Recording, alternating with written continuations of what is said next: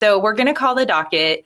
Some judges take longer than other judges to call the docket. I try to call it as quickly as possible. So usually by 9:15, it's called. So if you come in after that, there could be a warrant issued for your arrest because we think you're not coming. Yeah. So the calling the docket is just where they're figuring out who showed up for court and who didn't. Mm-hmm. And so if you walk in, and I've had this situation pop up where my client shows up late for court, they don't check in, and they're not marked as being present. And if I don't catch that and then they leave for the day, they're getting a warrant. So it's a dangerous situation.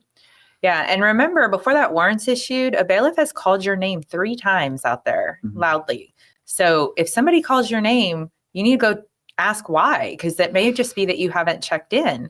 And so that's something to keep in mind when you come to court. Also, if you're running late, like, we're human, we understand it. If you get in a wreck, flat tire, you end up in a hospital, make sure your attorney knows so they can let the court know. So. Well, and that raises an interesting point, because a question that I frequently get from people who are maybe attending court for the first time is, well, is the judge going to ask me questions? Am I going to have to talk to the judge? What do I say to the judge? And I explain to them, very rarely does a defendant have to talk to the judge, especially if it's just a first court appearance.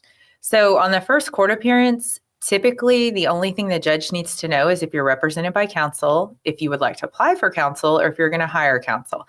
Outside of that, there's not a whole bunch the judge is going to talk to you about, because remember, we don't know anything about your case. Mm-hmm.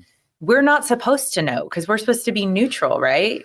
So we don't know what happened. We haven't seen the police report. The only thing that's in the court's file is the charging instrument. So either the information or the indictment. And we don't want you to tell us what happened in the case either. So that way we can stay neutral and detached.